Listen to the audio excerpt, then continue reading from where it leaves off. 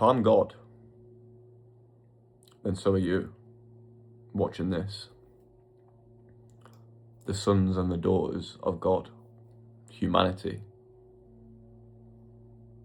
Like father, like son, like mother, like daughter. Like a wave in the ocean. We call it a wave, and we notice that it forms as a wave.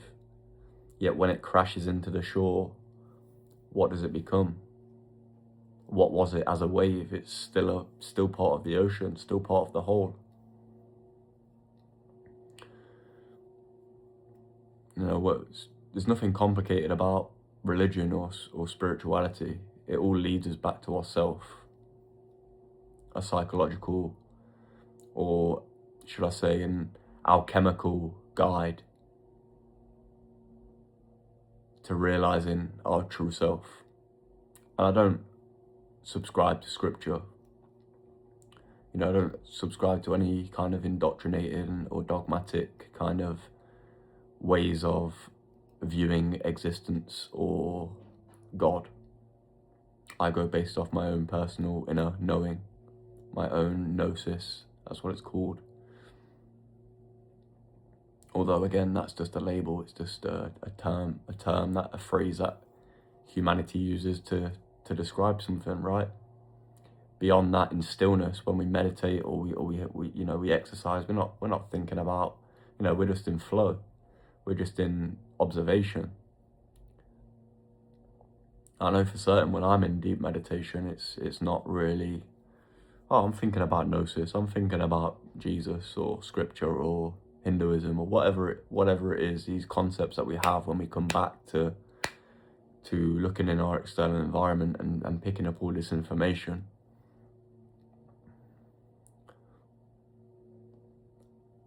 That's why I call it really again, it's just a term, a label. I call it a hallucination. We are all hallucinating a sober reality right here, right now, in the present moment. When we fall to sleep, we enter back into the real reality of just awareness, of consciousness, where everything's limitless. It's only this world that we perceive when we wake up, that we perceive to be limited. But I think the more you become more aware of who it is that you really are, you start to feel like it's limitless. And that's not to say that if I go to a building and I think I'm limitless and I can fly and jump off and fly across to another building, like Neo does in The Matrix, and falls, then it's ultimately, going to be the case that there's certain laws in this perceived reality, in this 3D perceived game, hallucination, that blood will be spilled. Like, if I go and grab a knife and slice my wrist, I'm probably gonna die, and no matter how much we think that we are invincible,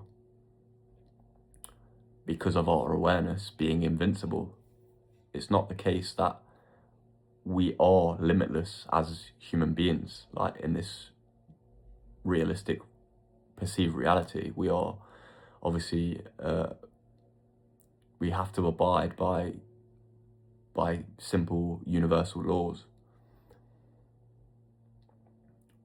That's just how it is. Like, but we can change our inner state, which will reflect our outer state. Because everything's perceived from within us anyway. There's nothing actually outside of us at all, apart from what we imagine to be. We don't even exist, although it feels like we do in this body. We're conscious. We can feel our senses pick up on what it is that we perceive to be real.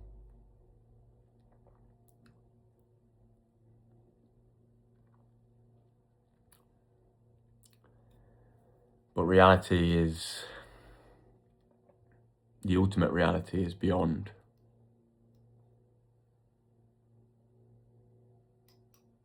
our perceived human perspective on reality, although that is part of the whole as well, from my understanding.